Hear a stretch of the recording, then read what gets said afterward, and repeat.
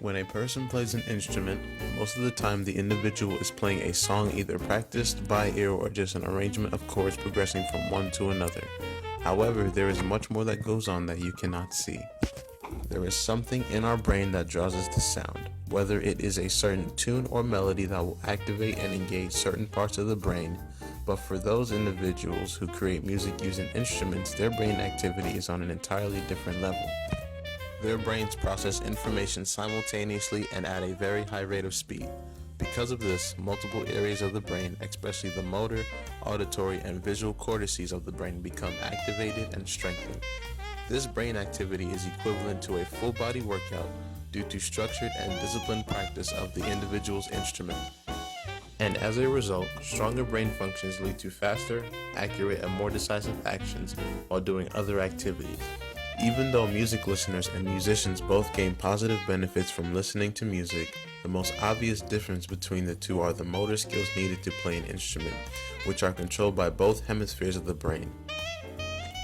The integration of the linguistic and mathematical aspects from the left hemisphere and the creative and the unique aspect of the right hemisphere result in the increase of volume and activity in the corpus callosum, the bridge between both hemispheres. This allows messages to be sent faster through more diverse routes between both hemispheres of the brain, which can enable musicians to solve problems in an academic and social environment more effectively.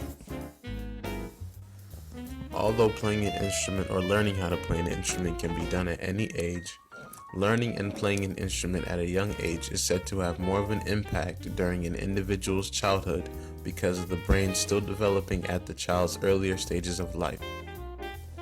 According to the research conducted by the NAM Foundation, the National Association for Music Merchants, 89% of teachers and 82% of parents rate music education highly as a source for greater student creativity.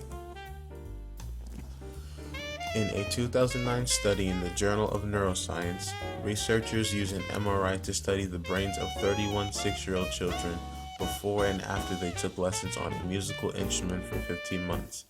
They found that the music students' brains grew larger in areas that control fine motor skills and hearing, and that the students' abilities in both those areas also improved.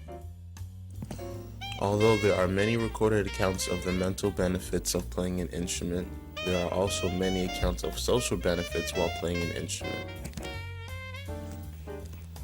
In 1993, C.L. Jenlick conducted a qualitative study of a school's attempts to raise the self-esteem of its at-risk students by emphasizing the school's music program. The author concluded that the music program lessened students' feelings of alienation, promoted individual growth, and provided a common bond between the home and school.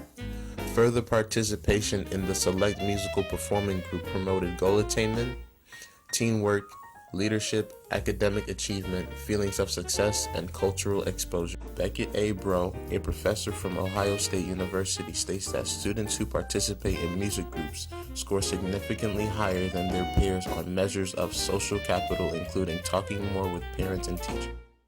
In 2004, Professor Costa Giomi investigated the effects of 3 years of piano instruction on children's self-esteem. Children in the study were divided into 2 groups: piano instruction weekly for 3 years and no piano instruction.